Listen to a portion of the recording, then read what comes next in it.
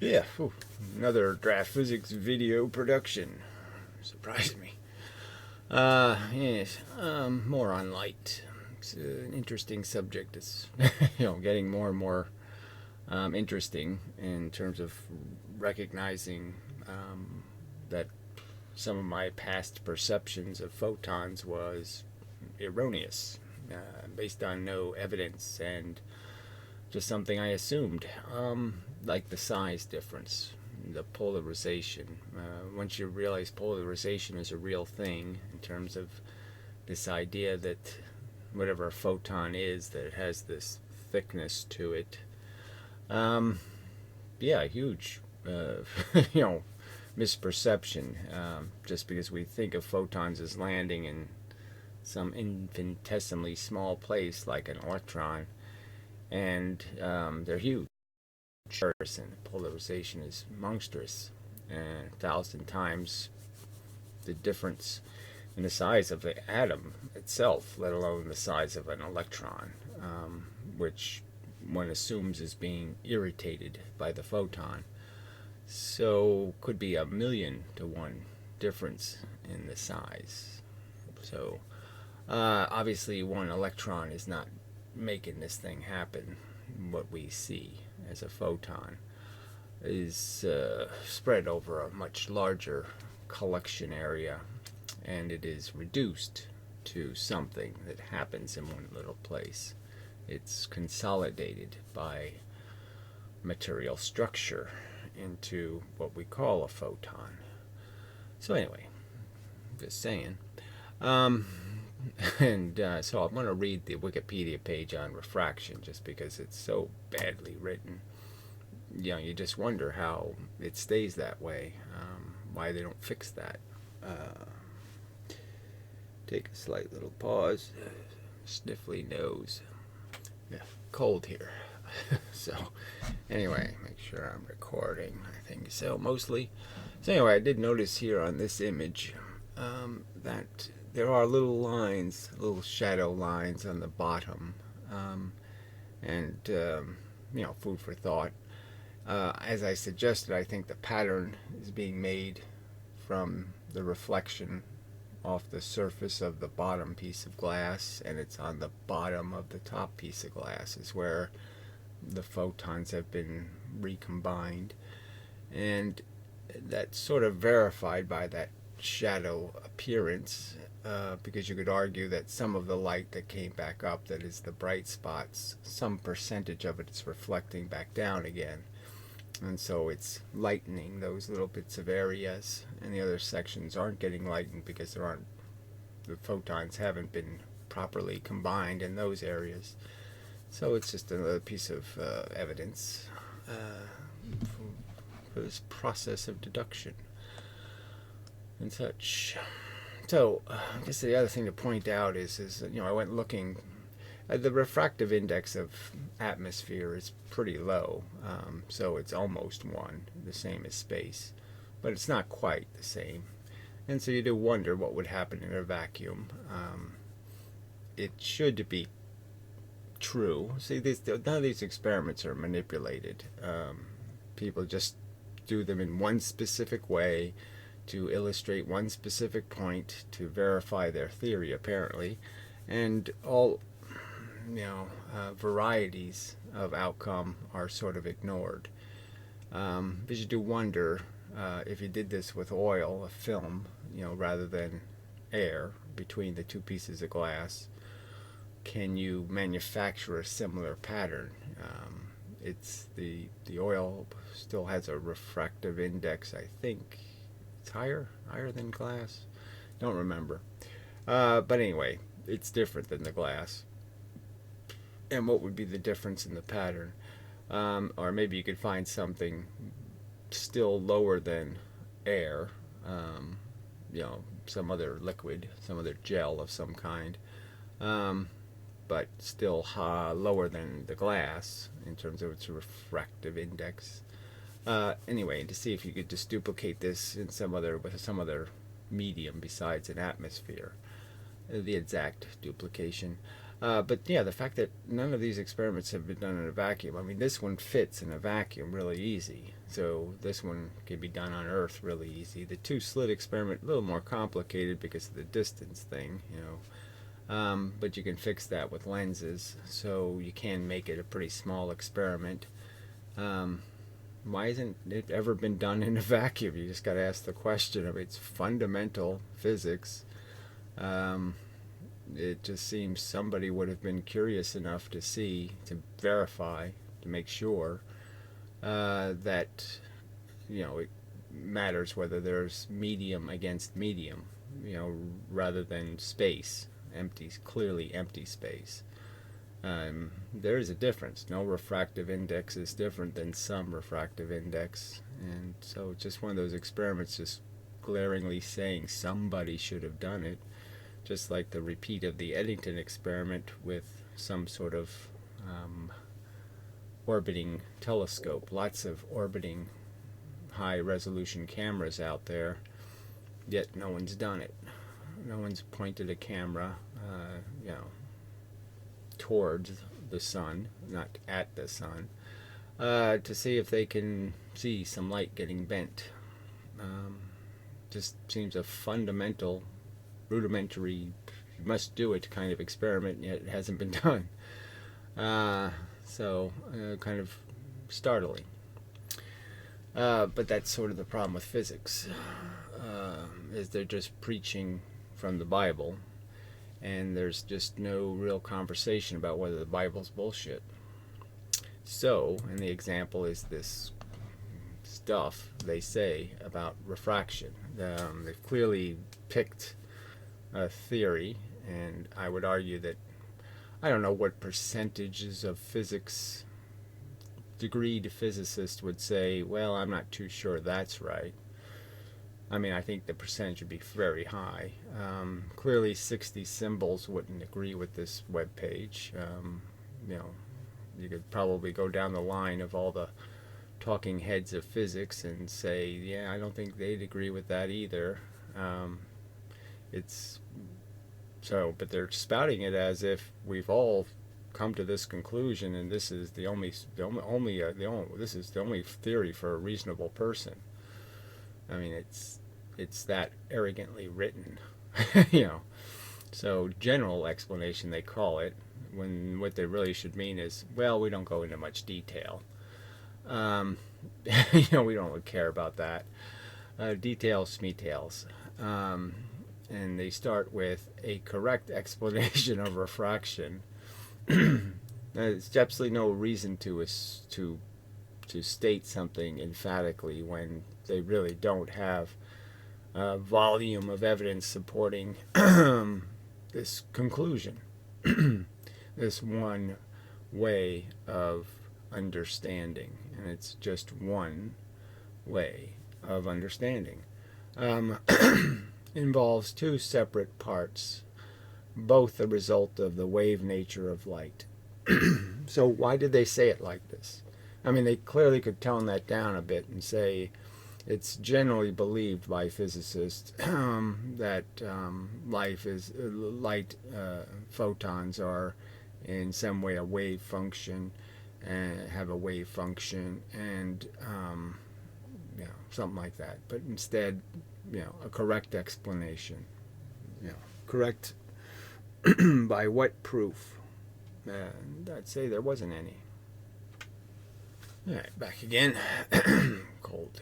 I mentioned that it's cold. Light slows down as it travels through a medium. So that's just kind of mushy language too, right? Whether the light, the energy, actually slows down or whether it takes a more eccentric path is clearly debatable as a question. I would say most physicists would be uncomfortable with the idea that somehow the photon slows down, or some element of the photon slows down. They would argue maybe, you know, that the information that is the photon is delayed in its progress. You know. Anyway, light slows down as it travels through a medium other than a vacuum. So again, conceding, sort of a concession, that you know, vacuums are different, but air is close. This is not because it's scattering or absorption. This is not because of scattering or absorption. So two more complex subjects, scattering and absorption, just kind of thrown away as, oh, they don't have anything to do with it. I'd say clearly the absorption part does. It's just a question of how long does the glass absorb the light. That is, how long does it own it. It owns it for a little while and then it gives it back. But clearly it's taking like heat going through it.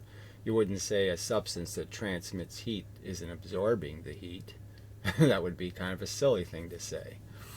Okay, rather it is because as an electromagnetic oscillation, so we haven't any real proof of any electric or magnetic components, so this is just all going back 200 years and saying because they say so, we're going to say so.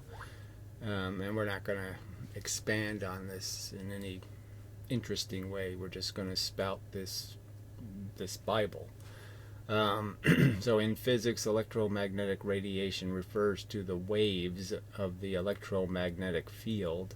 So we don't know what the hell that field is, just some magical field thing, you know, just some made-up function the universe has. It has there's some sort of electric field out here, over here, and everywhere, and somehow this field does something when you introduce a magnet, you know.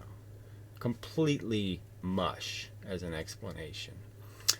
Propagating, radiating, so through space. So waves in a field that's in the space. So all of space is one big electric field and one big magnetic field somehow. And it's also something you can bend. Says them. Carrying electromagnetic radiant energy. So just a class of energy. We can call them photons. And they fit from, you know, the lowest radio wave to the highest gamma ray in terms of a frequency. So it's a frequency that perturbates, that goes through vacuum. That doesn't appear to be matter, but clearly affects matter. But I'm just saying, there's just no nuance in any of this. These are just bold statements stated as if they're true and that they've proven them with some sort of collection of facts. And yet they can't demonstrate how light cares about magnetism or electricity. Yet it's supposed to be made of those fields. Does it make any sense for something that's supposed to be made of action in those fields to not be affected by, no matter how big a magnet you make, you're not going to bend light. No matter how much electricity you fluff around, you're not going to affect it. I mean, obviously, if you make it go through matter that you've electrified, you're going to mess it up. But clearly, you're messing up the medium it's traveling through. All right. Microwaves, infrared, visible light, ultraviolet, yes, well, whatever. But just mush. I mean, and the drawing has nothing, you know, the drawing's a drawing of charge. It's not a drawing of anything called light. So amazing. Anyway, light itself causes other electrically charged particles, such as electrons, to oscillate. And what evidence do they have of that? What proof? They really don't have any. They are just guessing that somehow electrons oscillating, when they oscillate, they somehow create new photons. Essentially, so that the photon oscillates an electron and somehow that makes more photons. More in what sense? Conservation of energy sort of says you can't make more, so it can only make the same. How can it vibrate something that vibrates this field that creates another photonic event? It can't make more light than the energy that goes in. So it doesn't make any sense, this oscillating electron concept. I'd say clearly the connection between electrons and what photons do seems pretty clear, that photons affect electrons.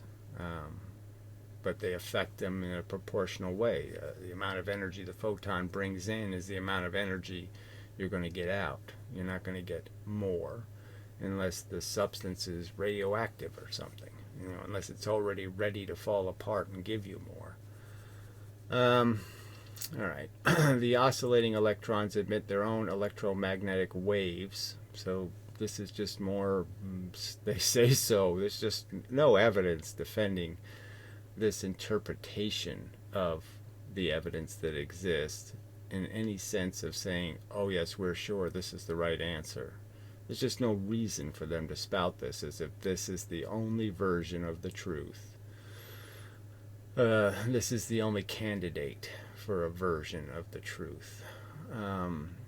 Electrons are charged. They don't need to be oscillated to be charged. If you oscillate something that's charged, that is something that's already reflecting certain kinds of any kind of energy that hits it. So if I put something in a lit room, like my hand, okay, it's emitting photons.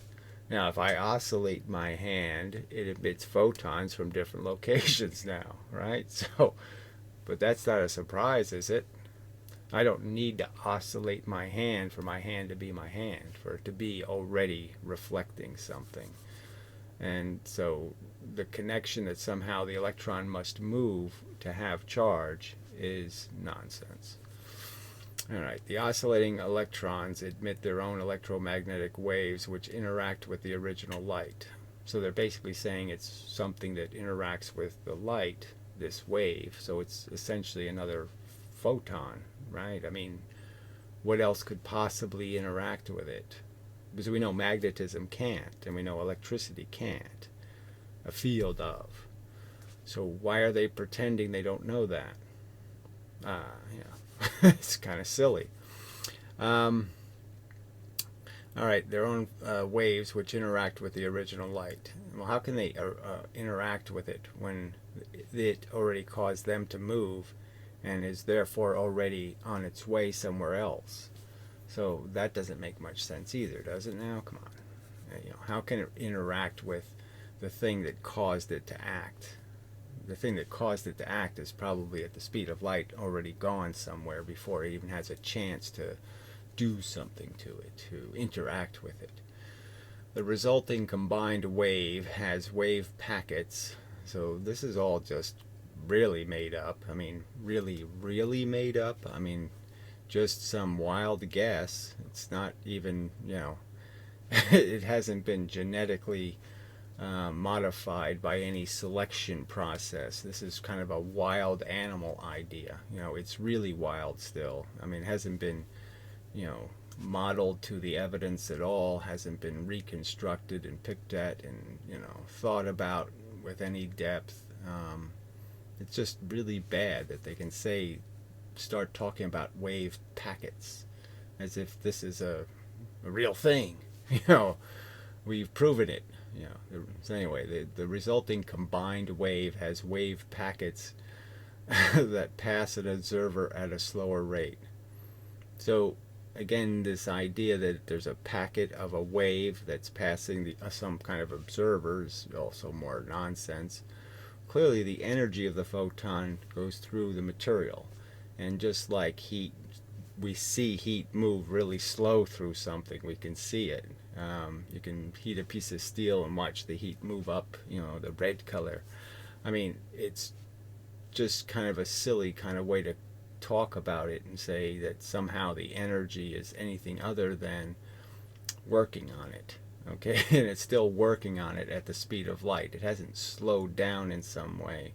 Its progress is just being delayed by the fact that it's having a lot more interactions than just the simple one of being a photon flying through a bunch of empty space in the material. The stuff, stuff that's transparent isn't transparent because there's nothing in it.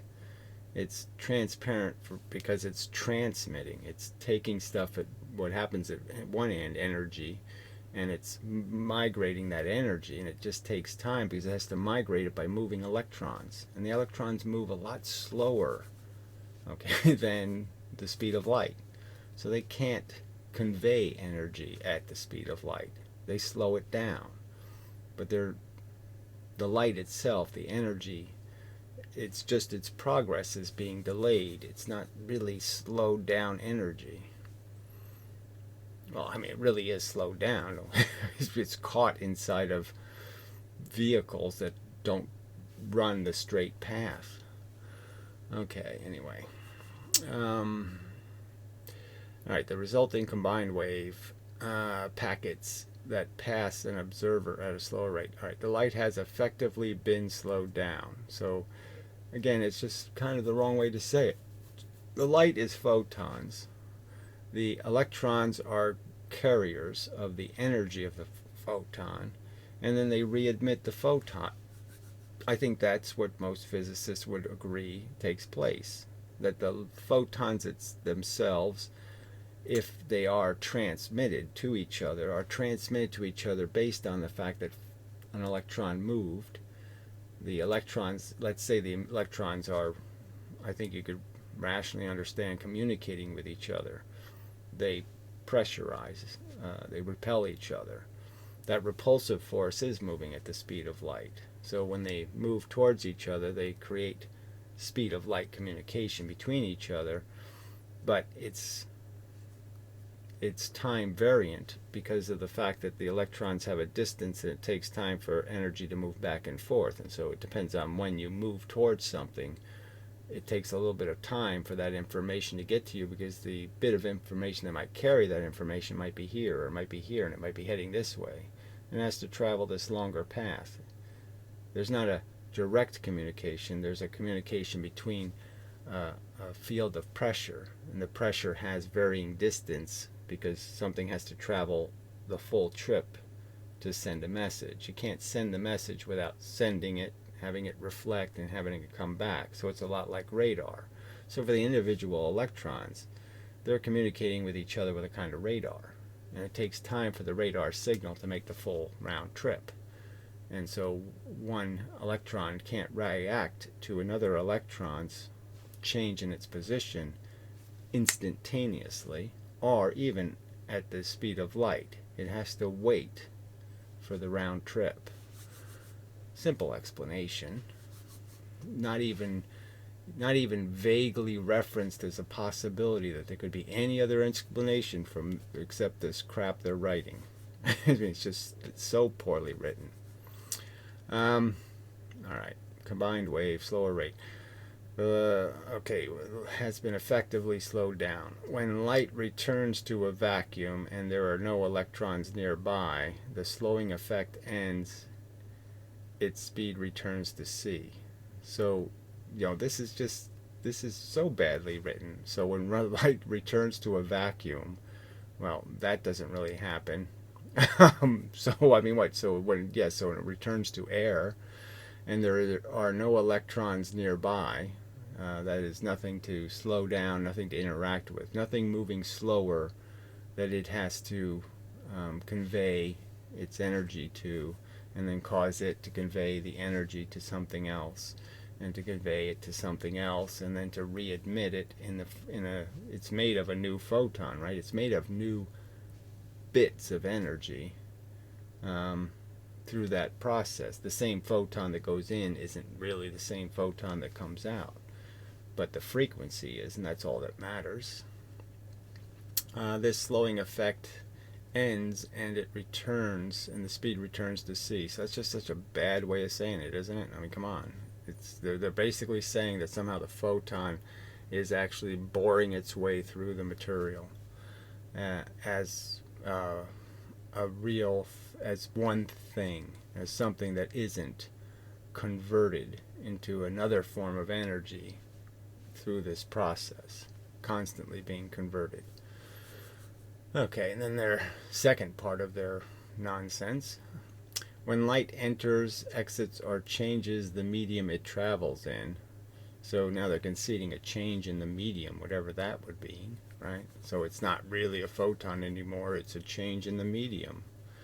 At an angle, one side or the other of the wavefront is slowed down before the other. So this is fitting their crappy diagram.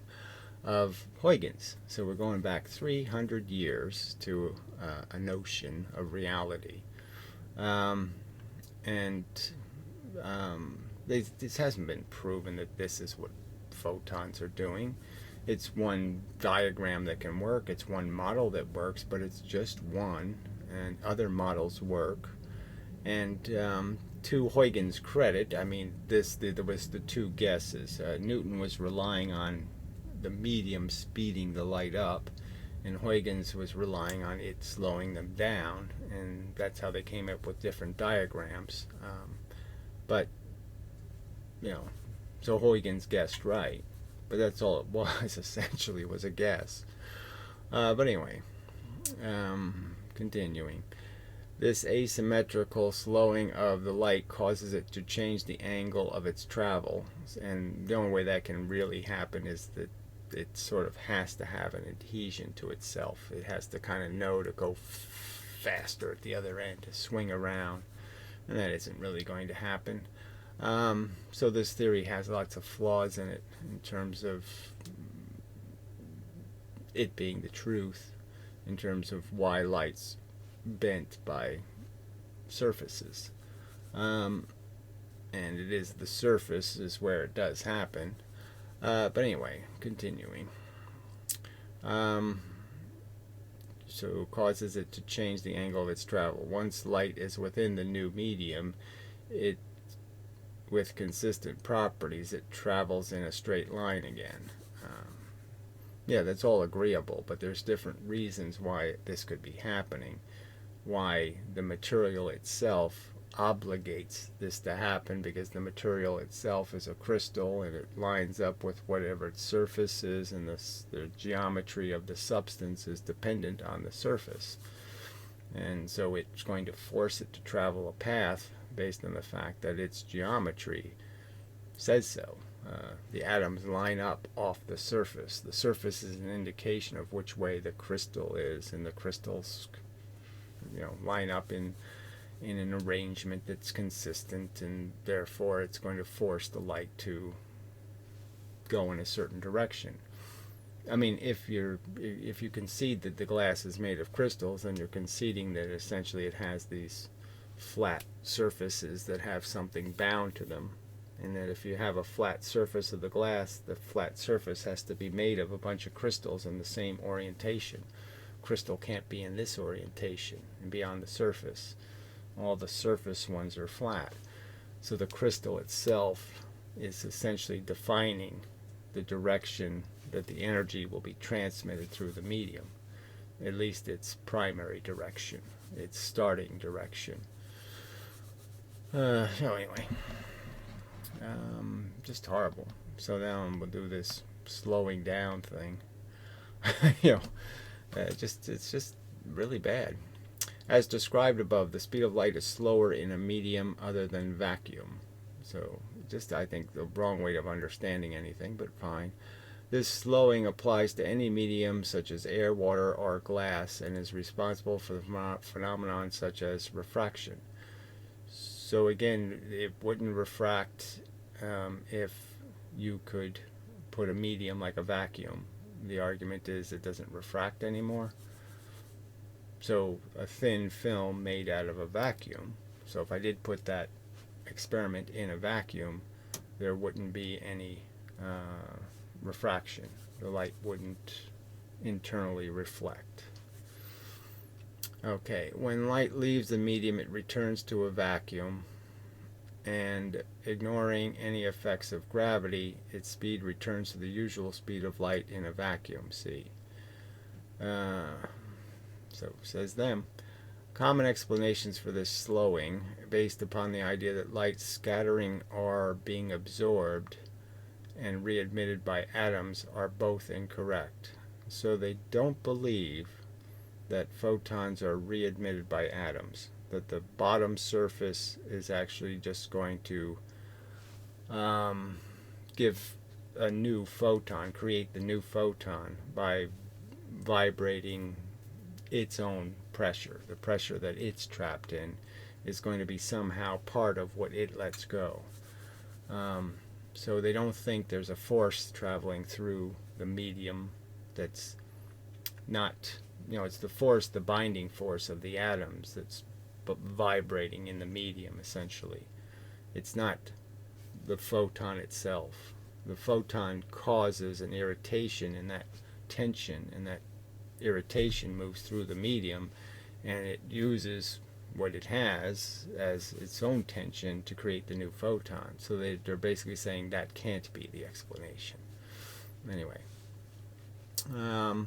when light leaves the medium and returns to vacuum, and ignoring any effects of gravity, the speed returns to the usual speed of light in a vacuum. So again, this implication that somehow the photon is some intact thing that's traveling through the medium, which just is, I think, a very wrong way to think about it. I mean, it's just wrong. Common explanations of this slowing, based on the idea that light scattering from, we've already done this, are being absorbed or re-emitted by atoms, are both incorrect. So they're just stating it. They won't give us any great logic for that. Explanations like these would cause a blurring effect in the resulting light, as it would no longer be traveling in just one direction. But this effect is not seen in nature. So says them. So they don't, they just say, oh, there's no way you can understand atoms and not understand that it would cause blurring somehow. That the medium can't possibly, there's no mechanism that allows it to transmit accurately. And that might be the consequence of them assuming that electrons are spinning around nucleuses at some preposterous speed, or that might, who knows what the exact reason they would assume this blurring would be a problem. But I could just argue the same argument. How do they fix this blurring problem by having some notion of a wave traveling through either? They don't have any real mechanics for this. It's just a statement. It's not something they can defend with a model or anything else.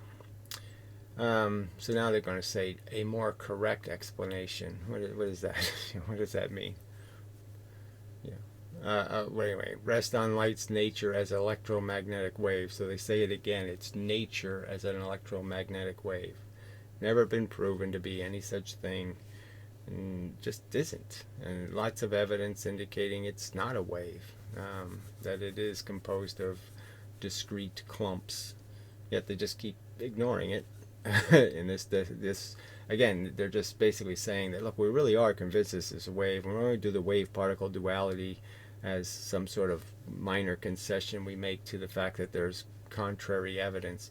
But in this explanation, we're just going to pretend we don't have to deal with those other experiments, and we're just going to ignore them altogether and do what we really want to do, which is assert that light's a wave, even though you don't have evidence demonstrating that. Because light is an oscillating electric-magnetic wave. Well, they just you called it one, and now you're saying because it is an electromagnetic wave, it is an electromagnetic wave. Well, that's really cute. You're defining your own definitions. Light traveling in a medium causes the the electrically charged electrons of the material to also oscillate. So again, this idea that something can just oscillate, we don't have to explain how it does that oscillating. It goes back and forth and back, and it's doing more than one thing, and they don't have to explain how it does that. We don't get any mechanics for how electrons know how to oscillate. Anyway, especially when they're spinning around and around and around at 470 meters per second or whatever they think it's spinning around right at. The material's protons also oscillate, but as they are around 2,000 times more massive, their movement and therefore their effect is far smaller. So this gets back to the kind of argument about charge, and they give the proton the same charge as the electron, the opposite charge but at the same intensity, yet it's somehow much more massive, and so its charge density has to be insanely lower in a sense because of that, and yet there's no real evidence that the density is that much lower. are, but beyond the fact that obviously the stability of protons has to be higher because they're maintained in the nucleus and they're not doing the orbiting thing, which certainly is an indication of the two being very different. The positive charged objects are clearly more stable than the electron. But if you were to think of it in terms of gravity, you would say, well, it doesn't matter that it's 2,000 times more massive because the amount of movement of a heavy thing gravitationally means more than the movement of a little thing. You move a tiny speck of dust, there's no gravitational effect, but you move the Earth a tiny, tiny bit, there's a huge effect. So just depends on how you're thinking about it. A moving electrical charge emits electromagnetic waves. So this is just more, we're just going to tell you right from our Bible the truth. So of its own. And again, this would be fine if they did this in the context, this is our theory, ours alone. We as an individual group of 10 people believe this exact biblical interpretation. But I mean, it's like I said, I know that if a physicist were reading this, a lot of them would be saying, I don't agree with that. No, I wouldn't say that. I think they'd surely say I wouldn't say it that way. It's a terrible article. A moving electric charge emits electromagnetic waves of its own. So again, it's charged. It already has its property. You can move charge. And when you move charge, it's going to mean something. But it's meant something when it's standing still too. The electromagnetic waves emitted by the oscillating electrons interact with the electromagnetic waves that make up the original light. So again, they're saying the original photon can affect things, and then the effects can somehow affect the original photon. It's a ghost theory of some kind. It just doesn't make any sense. The original photon is affected by interacting. It's already been affected. You can't affect something that's already affected. Maybe that's it. You can't break what's already broken. You broke it by absorbing it. You broke it by having it move an electron. You can't say it's still there to be affected. It just doesn't make any sense. Original light, similar. Okay, so they add on to the moving electric charge emits electromagnetic waves. Well, obviously it changes the charge environment, and if you want to call that a wave, it's okay, but it's just moving the charge, and therefore moving the charge is charge. The charge field of the electron is moving as you move the charge. Of its own, the electromagnetic wave emitted by the oscillating electrons interact with the electromagnetic waves that make up the original light, similar to water waves on a pond. So it's not similar, really. It's just not. The resulting combined wave may have wave packets that pass an observer at a slower rate. So it's just, again, the same stupid jargon. When two waves interfere this way, the resulting combined wave may have wave packets that pass the observer at a slower rate. Well, there's no observer inside the atom. You're just talking about what atoms are doing inside. There's nobody observing the interaction, the vibrating of the electron. Well, however it's vibrating, again, this doesn't make much sense. You can move it, but you got to move it back to vibrate it, and then you got to move it back to vibrate it. Something's got to be interacting with it. Doesn't make any sense. When two waves interfere this way, the resulting combined wave may have wave packets that pass an observer at a slower rate. Doesn't make any sense. The light has effectively been slowed down. So they say the same thing they said in the previous section, almost word for word. When the light leaves the material, this interaction with electron no longer happens. Oh, what a surprise. It stops interacting when it leaves. And therefore the wave packet rate, so it has a wave packet rate, and therefore its speed returns to normal. So, there's no wave packets in their diagram, that's for sure. And their diagram, of course, doesn't have anything to do with this loop-de-doo sine wavy thing they claim it is. And it clearly doesn't explain that this spread of this thing. So again, let's understand the spread of this photon. If this was a single photon, it's hitting thousands of atoms. You know, and you could argue whatever, many thousands of electrons might be involved. So it's just not as simple as saying there's a little wave that goes through and it, you know, vibrates an electron. The electron somehow is now vibrating a field, and the field somehow vibrates back, you know, counter vibrates or something. I don't know. There's no way to make any sense. All right. Well, I guess we could do the bending part. I don't know. Maybe I'll take a break, and maybe we'll switch to a video, and then we can come back to this. I don't know. I'll decide. Yeah, I think it's time to maybe draw some of this simple alternative explanation to their truth. Their stated emphatic, it must be this way. Nothing else could possibly work. So, you know, if you don't buy necessarily their description of atoms, or even if you do, it would still, you could make it work, but it's just simpler not to bother with that.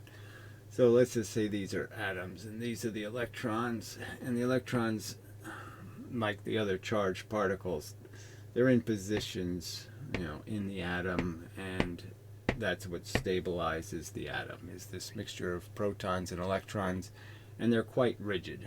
Like, let's remember, things like water, even though it seems fluid, is uncompressible. You can't make these atoms get closer to each other. They just won't do it.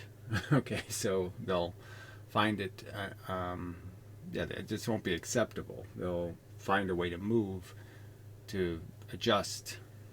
And the idea is what's making all of that rigidity to these atoms, what's making these atoms incapable of adjusting, is how much pressure there is between the electrons. Now, I don't know exactly how to draw that, but I'll just use little lines to indicate there's force between them.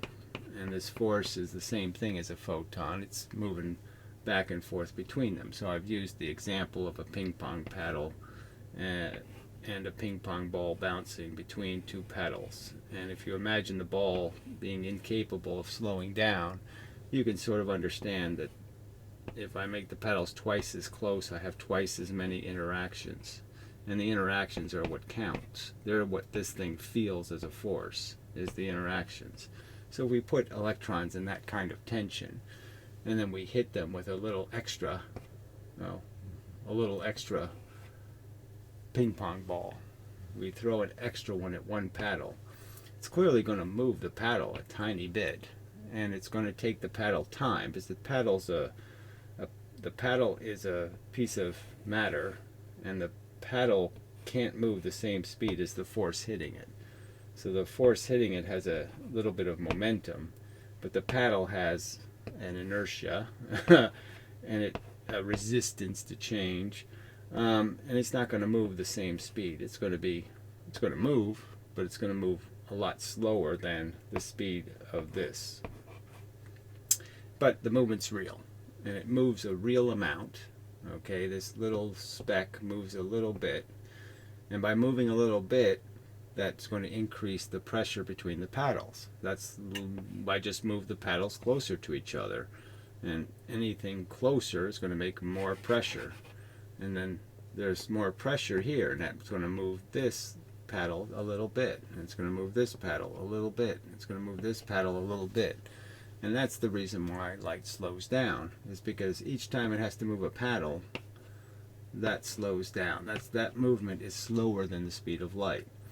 Now, you're still going to retain the events are going to be happening at different locations in the substance, where these little photons, this extra ping pong ball is going to hit here, an extra ball is going to hit over here. It's going to hit different atoms, and it's creating the same effect when it hits each one of those little electrons, those paddles. It's causing the same effect, and even though there's this slowdown, they're all experiencing it. They're all the same number of atoms that it's going to be going through, essentially. They all average out. So the frequency that went in here, okay, is still intact when it comes out here, in the sense that they're all going through essentially the same process. If you mix it all together, some might be a little slower, some might be a little faster, but it's all going to average out to, in the end, you're going to get a certain amount of frequency coming out, because a certain amount of frequency went in, and it's essentially this uncompressible medium. This, it's going to exchange whatever happens at one end is going to be felt at the other end. And so what essentially dented the paddles here, okay, is going to fling the paddles out at the other end. But the paddles don't fling out. They're in balance tension, so they're going to spring back. And when they spring back, they're going to give back exactly what went in. They're going to throw back to the world. The same little ping pong ball that hit over here is going to end up flying out of here. Not the same. Obviously, it's not the same ping pong ball. Okay, this one can't get through all of those electrons. The only thing that's going to get through is the change in their fields, the change in their pressure. And their change in pressure is going to be transferred by each atom, and eventually it's going to throw back out another ball. The extra ball's coming back out the other end. And so that's transmission. I can't see the end arrow, but you don't need to. There's an F over here. Yeah, I'll put it over here. So there, that fixes it, right? Well, and then you don't see the out arrow, but it's outed. It goes out. Out, out, out. Close enough, I think. Alright. So I don't know if this is worth reading. The first paragraph is just a complete regurgitation of what they stated in the other one. Consider a wave going in one material to another where the speed is slower, as in the figure. If it reaches the interface between the materials at an angle, one side of the wave will reach the second material first and therefore slow down. So they're completely stuck on this slowing down thing. And then they say another way to understand the same thing. Oh, so it's only your two ways of understanding, and every other way of understanding is completely forbidden. It's just so arrogant. Another way of understanding the same thing is to consider the change in wavelength at the interface. So now they're going to argue for essentially the same thing and just use a different terminology. So because the frequency, the distance, not the frequency, the distance between the waves is changed, therefore that's causing the effect.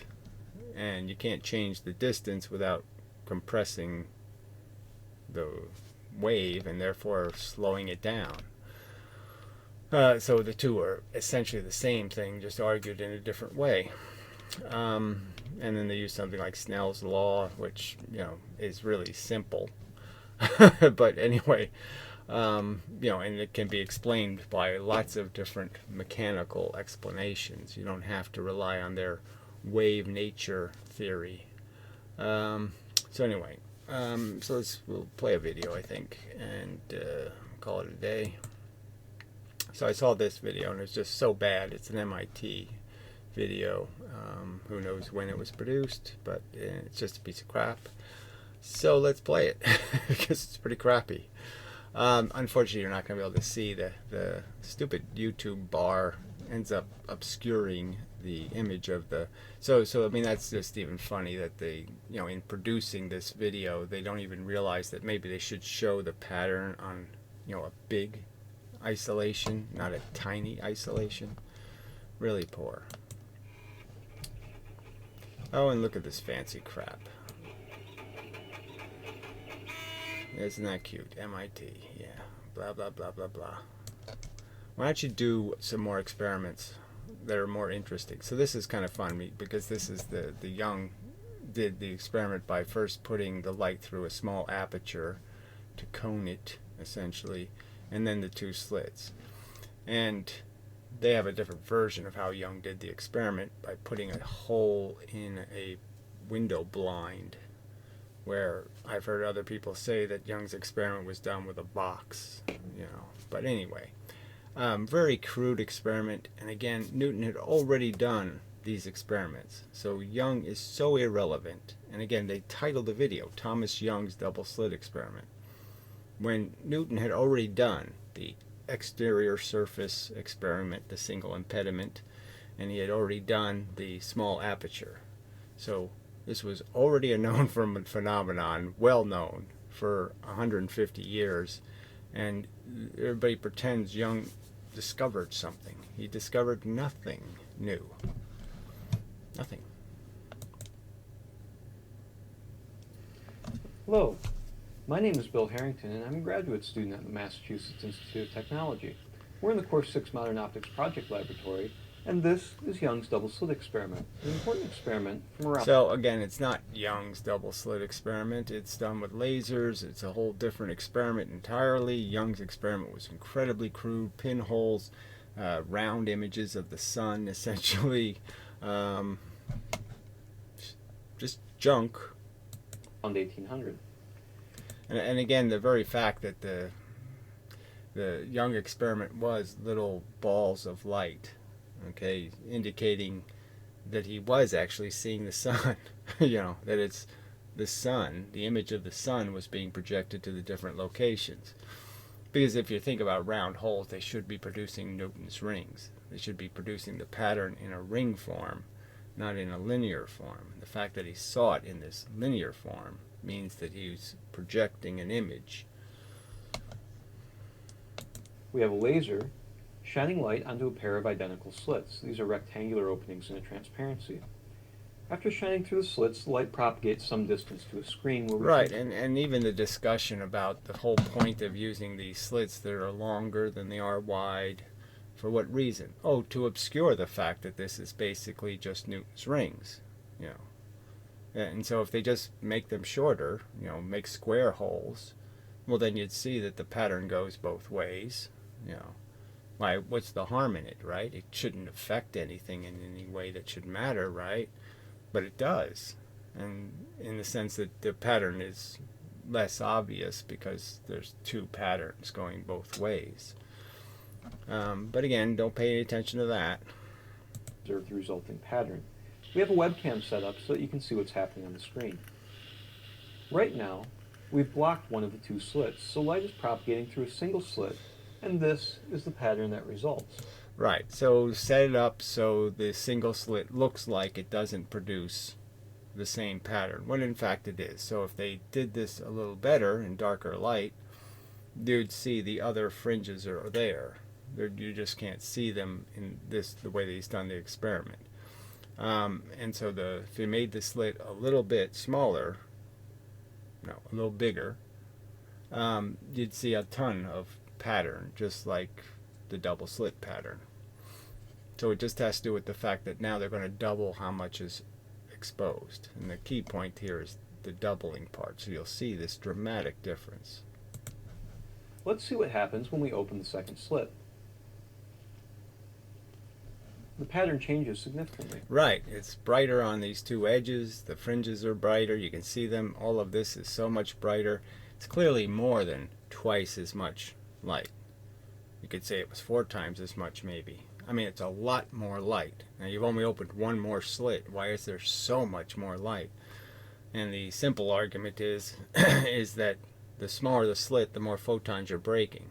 And by opening another slit, now you're letting more broken photons through. So now more photons are going to be recreated because you have more source material, more broken photons to put together. And that's what's causing that effect, is that you're reconstructing more photons because you're adding more broken bits, a lot more. So you're reconstructing a lot of the first pattern was a lot of broken photons that you didn't see. They're still hitting the surface, but they weren't there as visible photons because they were broken by the process of having to be crammed through a slit.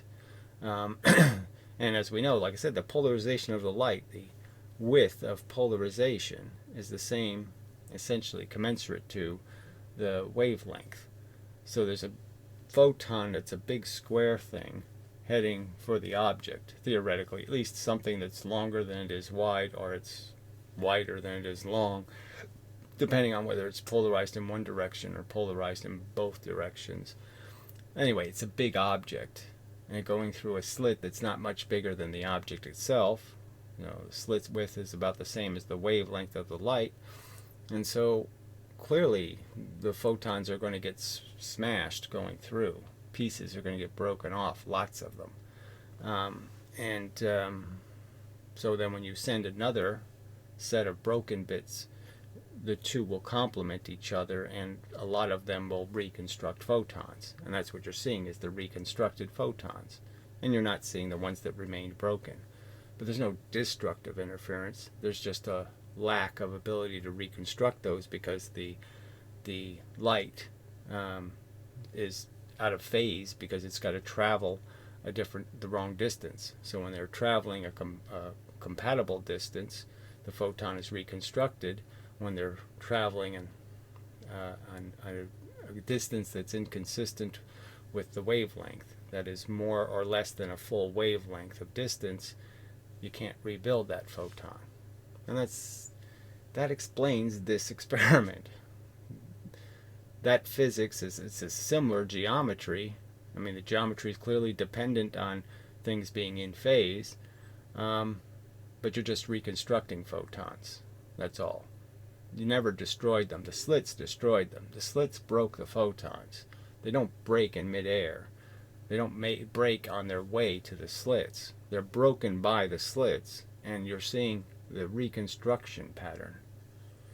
Where are the two broken bits? The small ray and small ray, we could argue. Where are they being recombined? Well, I'll draw it. Now, it's not that much to draw.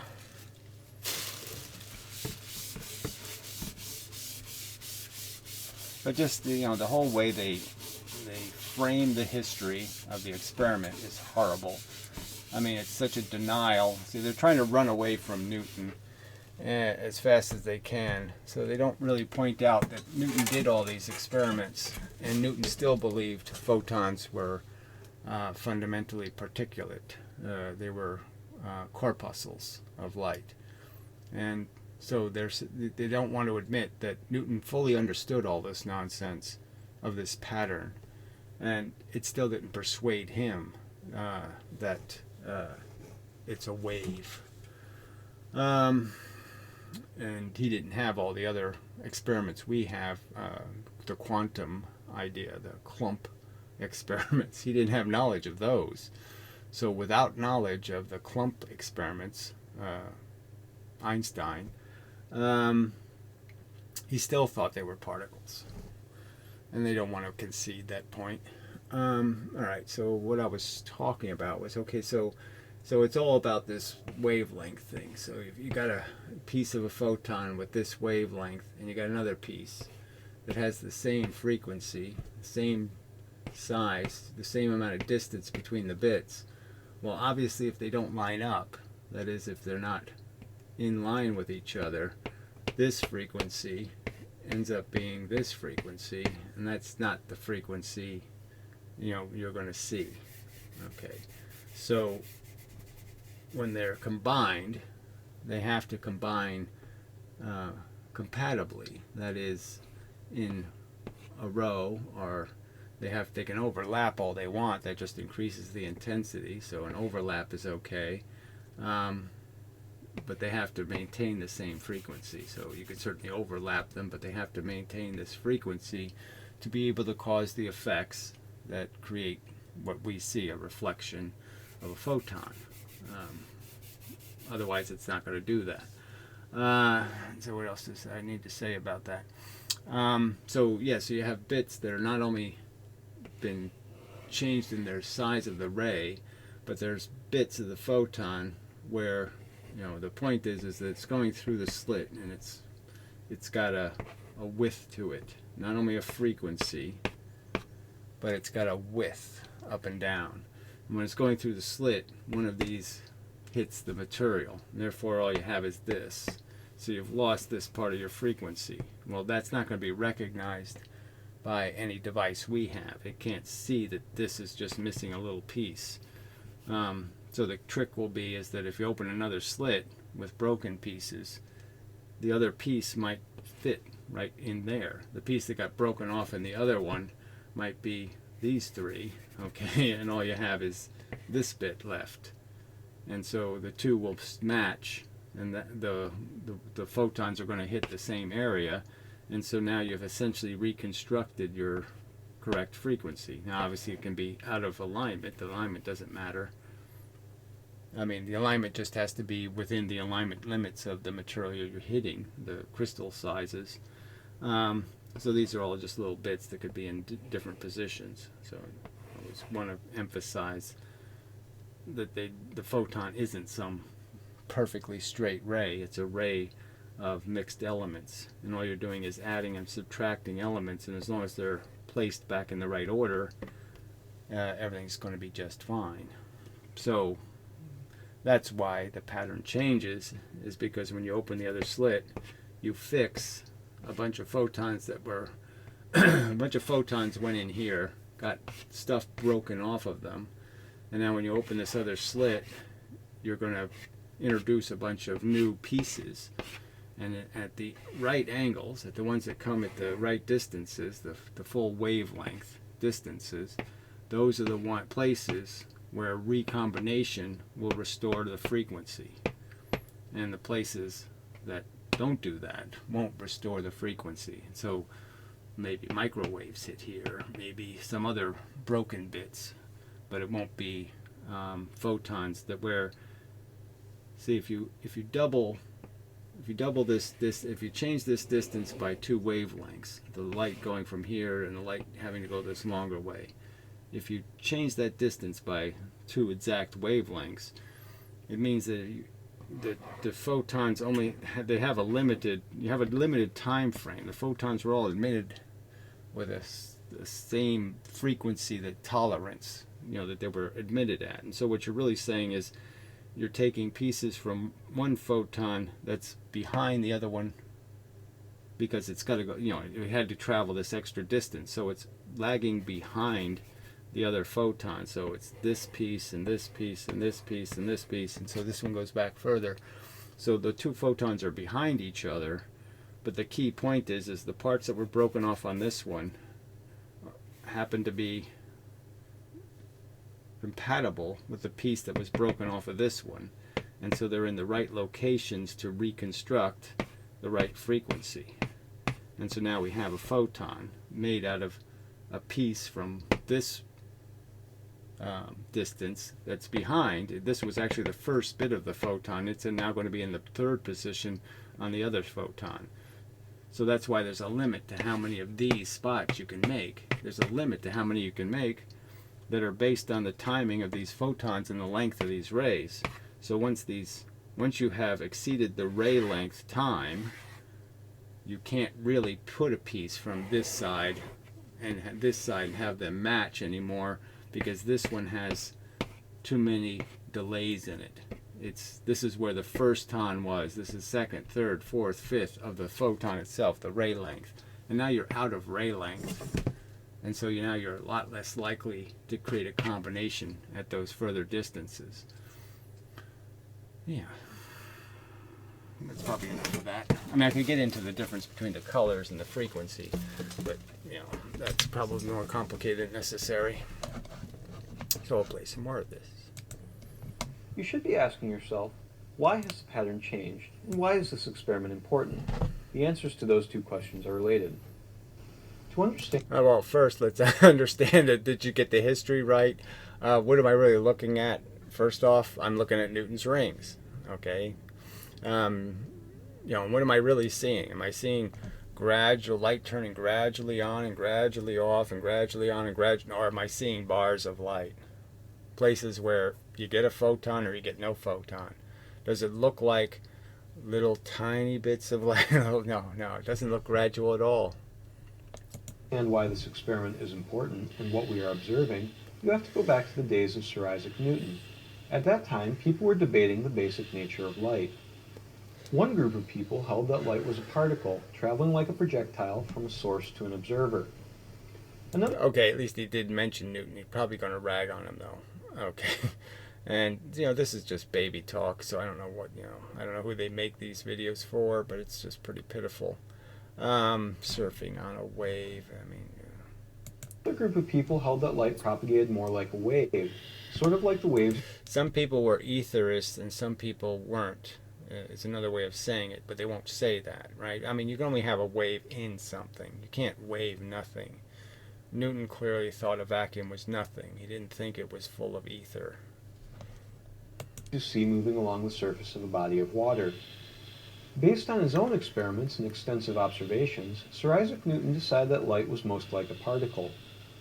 Newton was quite brilliant and advanced science in a number of fields, so for many people, because Newton says so, was solid evidence that light was a particle, and Newton's corpuscular theory of light was widely accepted. About 70 years after Newton's death, another scientist, Thomas Young, Right, so, 100 years after Newton's work, more than. So they have this, and they have it marked 1874. I mean, obviously, why bother putting the date there, implying that the picture was somehow made then, when obviously it couldn't have been made then, because the guy would have been 80, 94, or 104. was working with light, and he came to believe that light behaved like a wave. Young's double slit experiment attempts to address the nature of light by looking at what happens when light passes through a pair of slits. If light behaved like a particle, for the double slit experiment... So again, you could just do the single slit experiment and you'll get a nice little pattern. And that's the one that needs explaining, because you can't make up some crap about photons going through both slits and blah blah blah and interfering with each other. So again, what I'm arguing is there's certainly the photons are affected by the slits. The slits essentially are breaking the photons into pieces, and the pieces have to be recombined. And so you have constructive recombination, and you have no combination, and then you have constructive combination, and then you have places where the obvious fact of sending the broken pieces at different phases would mean it's harder to put the broken pieces back into a photon if the broken pieces are out of phase with each other.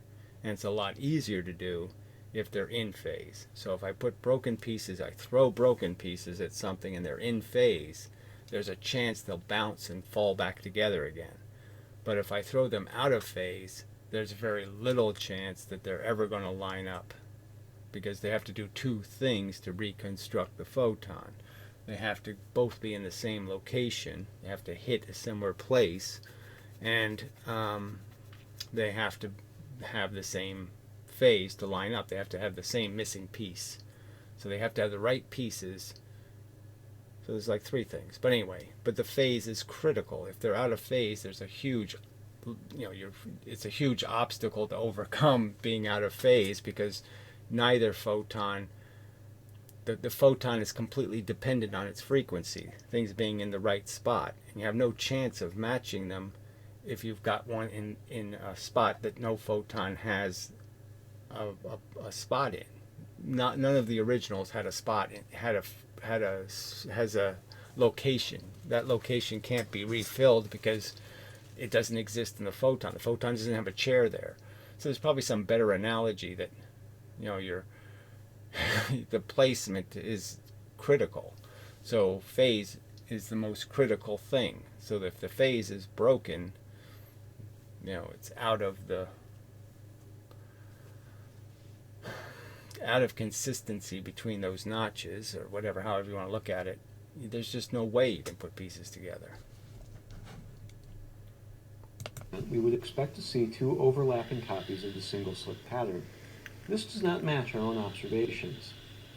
On the other hand, if so they say overlapping blobs. So again, we already know that a single slit doesn't produce just a blob of light.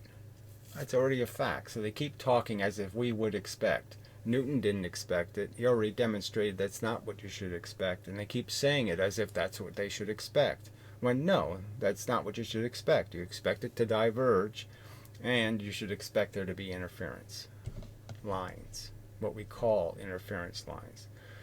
Places where the light is reconstructed and places where it is not.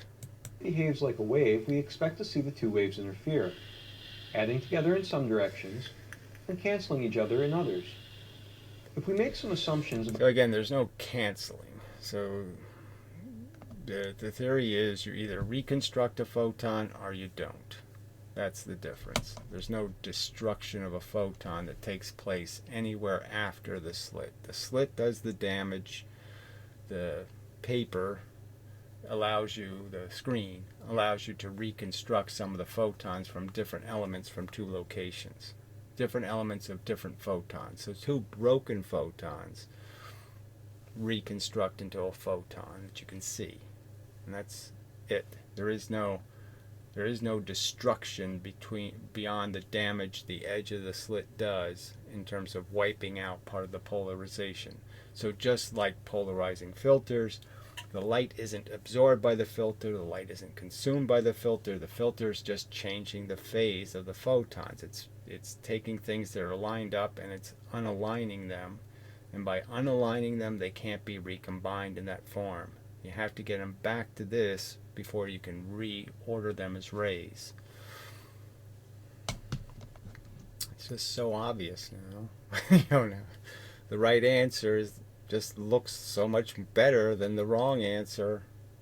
about how light propagates, we can predict that the intensity pattern on a screen placed far from the slits will be proportional to the product of a sinc squared term due to the width of a single slit and a cosine squared. Right, so this is just telling you don't need this mathematical jargon to understand the one ray and the other ray, okay, are going to travel a different amount of distance, and this is the difference in the distance. And that distance means that where the bit is going to change its position. The phase is going to change. They're not going to line up anymore by that distance. If I make that distance a whole wavelength, then I'm okay, because the seats will line up again. The notches will line up again. But if it's less than that, then they're not going to line up, and there's not going to be any chance of recombining the photon. Squared term due to the separation of the two slits. This is an So again, they kind of draw these as parallel lines, which again they aren't really, but whatever. excellent match for what we observe in lab and is good evidence that light behaves like a wave. So the pattern that we observed was due to the interference of light that passed through one slit with light that was passing through the other slit, and it looks as though light is propagating as a wave. So it only looks that way if you force it to look that way, or you want it to look that way. It can look a lot of other ways depending on how you think about what's happening to the photon. So again, if you understand the size of the photon is gigantic going into the slit, I mean, again, we see photons as tiny things because of how they excite a surface. They excite a tiny, tiny, tiny location on the surface, much smaller than their polarization.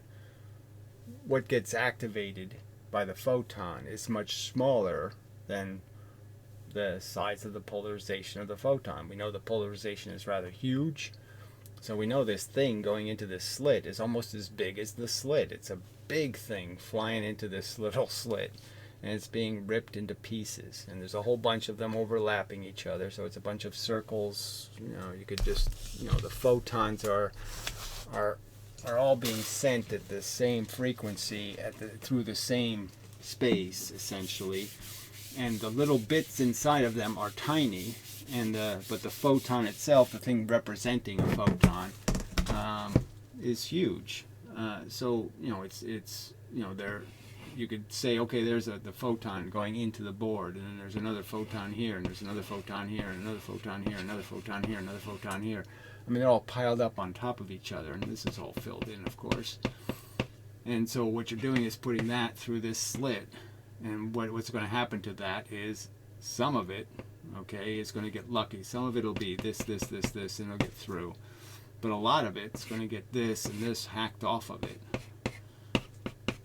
And now it's broken. Now it's missing pieces, okay, that it was sent at with a certain volume, and this volume has been degraded by knocking some of the pieces out.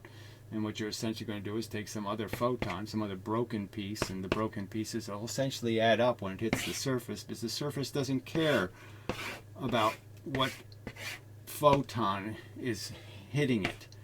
It only cares about what's the total energy. Oh, you can't see that. The only thing the surface cares about is what's the total energy hitting it. And what is the combined frequencies? What are when are the hits happening, and what order are the hits happening? That's what the surface is interpreting. It's the total that hits it. So I shouldn't even say it's recombining photons. It's not really doing that. It's just saying, do we have signal? Did I get hit? How much did I get hit with something at this frequency? How many little bits of energy, when I add it all up, how many do I have in these columns? You know, if these were columns, how much hit me with these columns in this order? And so it's just going to add up the columns. And so one column could have 50 in it, one column could have 10. Well, it needs to see it needs to see all 3 or 5 of them in the right order. So if one column has 50 and one has 10 and one has 40 and one has 30 and whatever, all it's going to say is I received 10 photons, because it has to see them as a collection.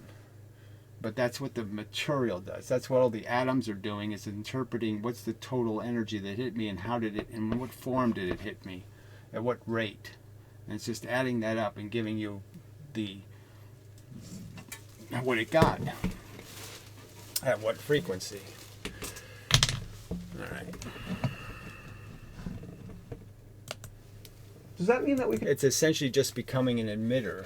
Okay, in a sense, the thing receiving the photon is just going to emit the photon.